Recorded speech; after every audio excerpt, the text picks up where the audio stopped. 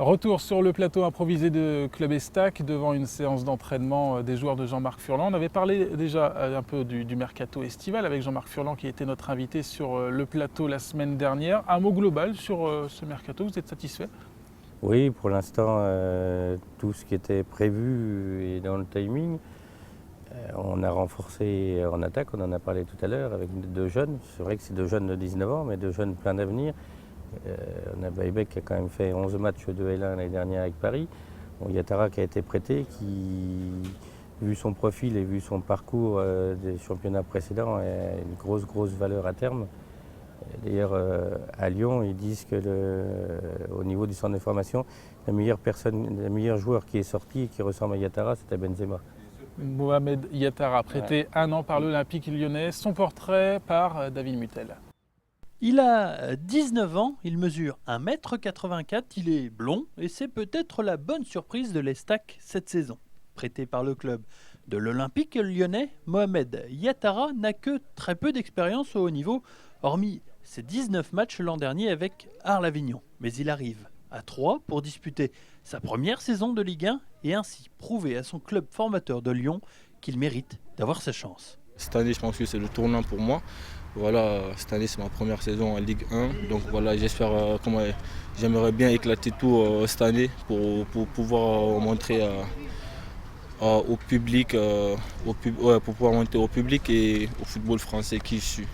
La saison dernière en Ligue 2, l'attaquant guinéen avait croisé la route de l'Estac sous le maillot provençal, une équipe troyenne qui l'avait plutôt impressionné. L'année dernière, j'avais fait mon premier match en Ligue 2 contre l'Estac, ici à Stade de l'Aube.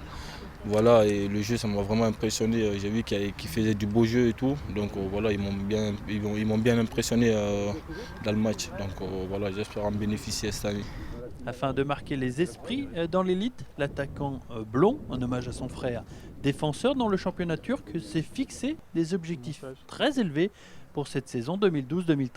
Moi, je me suis fixé dans les barres de 8 à 9 buts en Ligue 1. Première saison en Ligue 1, 9-8 buts, je pense que ça serait pas mal. Mohamed Yattara, un attaquant très technique, adorant prendre la profondeur, bref, un joueur comme les aime Jean-Marc Furlan, capable de s'adapter à toutes les situations. Franchement, vous n'avez pas été un petit peu déçu par la prestation de Mohamed Yattara samedi contre Valenciennes? Non, parce qu'on savait que ça allait être dur pour lui. Puis en plus, dans le système, il se retrouvait seul en pointe. Pour un premier match, il ne connaît pas ses partenaires, il n'a encore pas les automatismes, on l'a vu, il essaie de faire quelques appels. Et tout ça, ça va rentrer dans l'ordre et au fur et à mesure des entraînements et des matchs, là, même pas une semaine après, il est titulaire devant. Donc il faut aussi laisser le temps au temps. Ce n'est pas la jeunesse qui a fait qu'il a eu un match difficile, c'est le contexte. Même un buteur plus aguerri, plus âgé, à partir du moment où il arrive et qu'il ne connaît pas le système de jeu et ses partenaires et les automatismes, il aurait fait exactement le même match. Donc, l'autre jeune recrue, un peu le même profil, Jean-Christophe Baïbek, prêté par le Paris Saint-Germain, également 19 ans. Comment vous voyez ce joueur? Qu'est-ce qu'il peut vous apporter? C'est un joueur puissant. C'est deux joueurs de profondeur, donc c'est ce qui nous manquait aussi un peu. Donc c'est des joueurs, je pense, qui vont nous servir énormément aussi à l'extérieur, où on sera plus en configuration entre guillemets de contre. C'est des joueurs qui vont très vite, qui recherchent beaucoup la profondeur et dès qu'ils auront retrouvé les automatismes avec Mounir Obadi ou Benjamin Nivet, quand ils vont se trouver sur le terrain, ça va faire une grosse différence. Et en plus, la qualité de ces joueurs-là, c'est qu'ils sont assez polyvalents. Ils peuvent jouer sur tous les postes devant. Ils peuvent jouer aussi bien excentré droit, excentré gauche que axial. Donc ça aussi, c'est l'intérêt de ces jeunes. Et on l'a vu lors de sa bonne rentrée contre Valenciennes samedi. Jean-Christophe Baïbek, on va l'écouter également. C'était juste après sa présentation officielle au Stade de l'Aube la semaine dernière. Troyes, c'est un club qui ne s'est pas manifesté dans les premiers moments du mercato. J'étais pas au courant en fait. Parce qu'avant Troyes, il y avait d'autres clubs de Ligue 1. Et en fait, j'ai voulu attendre un peu parce que c'était début juillet et je revenais de sélection de l'Euro.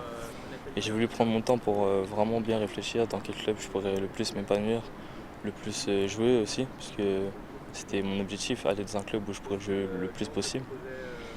Et il y a eu des clubs qui sont venus, qui m'ont appelé, tout ça, et en fait, qui m'ont appelé, mais c'est c'est le coach Furlan qui est le premier coach à m'avoir appelé.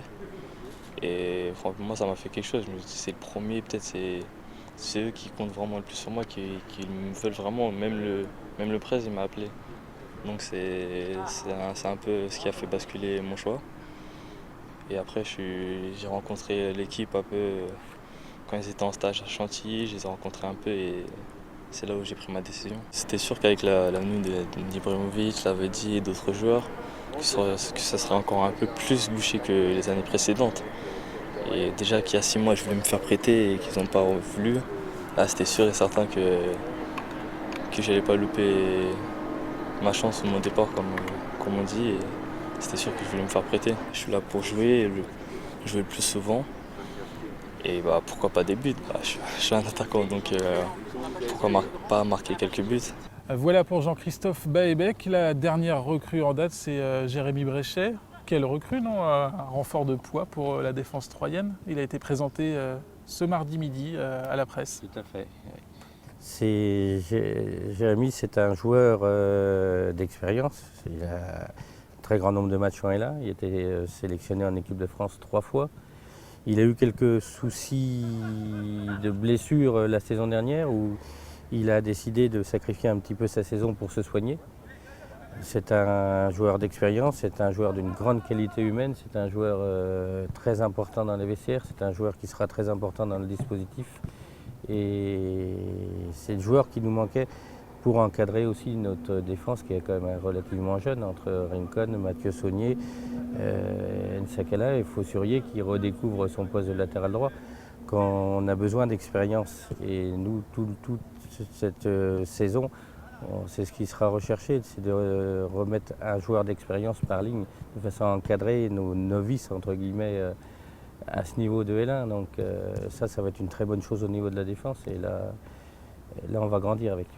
Le double champion de France, Jérémy Bréchet, double champion de France avec Lyon, au micro de David Mutel lors de sa présentation officielle. Ma situation, je pense qu'il faut être aussi sincère. J'étais à la recherche d'un club, donc c'est vrai que Troyes m'a contacté. Et puis je pense que quand on vient ici voir les installations, voir l'ambiance du club, de l'équipe et le discours du coach, c'est difficile de repartir.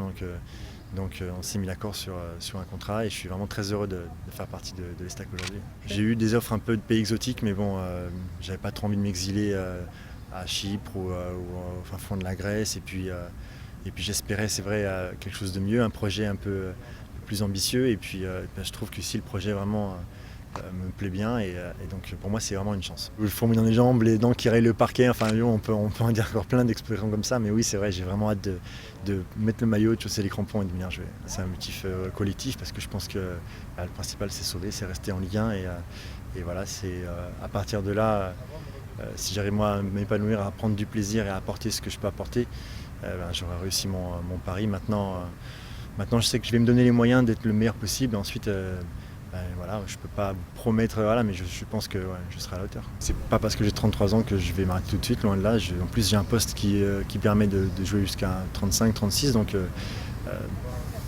mon corps décidera, mais depuis un an je suis un petit peu au repos forcé, donc j'ai encore du jus et j'ai encore beaucoup d'envie, donc je sais pas, je pense qu'on continue 2-3 ans. Vraiment. Je sais que Troyes a fini meilleure défense l'année dernière, donc ça montre qu'il y a beaucoup de qualité et il faut vraiment peu de temps pour voir qu'il y a vraiment de la qualité. Donc j'espère tirer mon épingle du jeu et puis apporter ce que je peux apporter à l'équipe.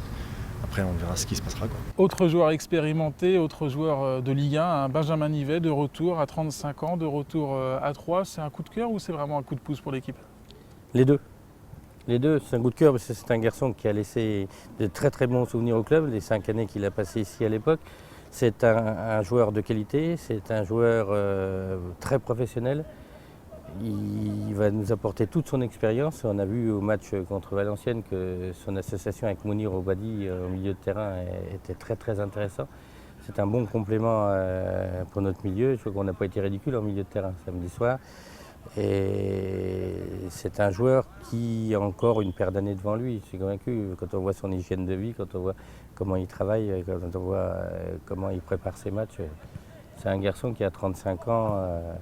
A encore largement une paire d'années devant lui. Et puis côté recrue, on n'oublie pas non plus Grandi Ngoyi, Georges Gop-Fenepej, Stéphane Darbion ou encore Mathieu Dreyer, le gardien remplaçant de Johan Thuram cette saison. Mathieu Dreyer qui a été présenté en même temps que Jérémy Bréchet hier midi au stade de l'Aube. C'était pas gagné d'avance, j'étais parti à Fréjus avec l'ambition de jouer, ce que j'ai pu faire sur toute une saison.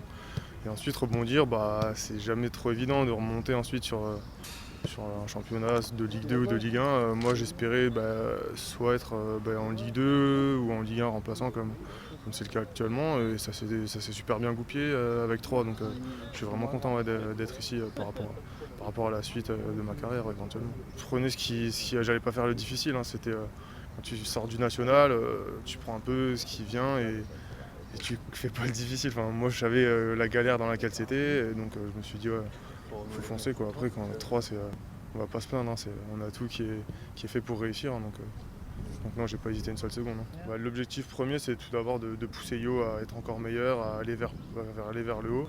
Moi de progresser pareil à son contact et de pousser tout le monde. Après si jamais faut pallier à une éventuelle blessure ou quelque chose, faut être là, donc je me prépare pour ça, mais c'est avant tout pousser Yo à ce qu'il se surpasse encore plus et à ce qu'on soit meilleurs tous les deux. Ouais. Ça se passe très bien parce que je le connaissais des sélections de jeunes en équipe de France, donc du coup c'est un petit peu la suite, hein, et non, on bosse bien, on a un entraîneur des gardiens qui est super aussi, qui est à l'écoute et c'est vraiment top. Ouais. Ouais, l'ambiance franchement j'étais super surpris en arrivant parce qu'on a l'impression que tout le monde se connaît depuis longtemps, que tout le monde s'entend super bien et c'est vraiment agréable d'arriver dans un groupe comme ça. Il n'y a pas de mecs qui font semblant et ça je pense que c'est rare dans le foot actuellement. Après ouais, c'est un club familial, c'est ce que je disais, c'est un club où on sent que tout le monde est derrière toi, qui te pousse pour être au mieux possible et je pense que c'est essentiel pour y arriver. Ouais. Est-ce que d'autres noms vont s'ajouter à cette liste des recrues ? Oui, il va y avoir sûrement une paire de noms encore. Le seul poste, c'est facile à voir, le seul poste qui n'a pas été doublé, c'est le latéral droit. Donc on travaille aussi aujourd'hui pour retrouver un latéral droit, pour doubler le poste de Julien, parce qu'un seul latéral droit pour une saison, c'est trop juste. Il y a des pistes bien précises, ce sont des joueurs expérimentés, des jeunes joueurs prêtés. Il y a les deux. Non, ça ne sera pas du prêt, je pense pas, ce ne sera pas du prêt, parce que les prêts, c'est assez compliqué pour travailler sur l'avenir. Donc non, on cherche, il y a deux pistes, il y a des jeunes joueurs ou joueurs expérimentés, et après on va travailler encore dessus cette semaine. Et après tout va dépendre, il y a encore un mois de mercato, enfin il y a encore 3 semaines de mercato, donc il ne faut pas s'affoler, on travaille dessus, ça peut sortir cette semaine comme ça sortira dans 15 jours, on verra, mais il y aura sûr un latéral droit. Un petit nom comme ça pour nous, non ? Non, il n'y a pas de nom qui ressort aujourd'hui. Bon, en tout cas, le mercato reste ouvert jusqu'au 4 septembre. Dans un instant, la 3e partie de Club Estac, on parlera cette fois de l'avant-match.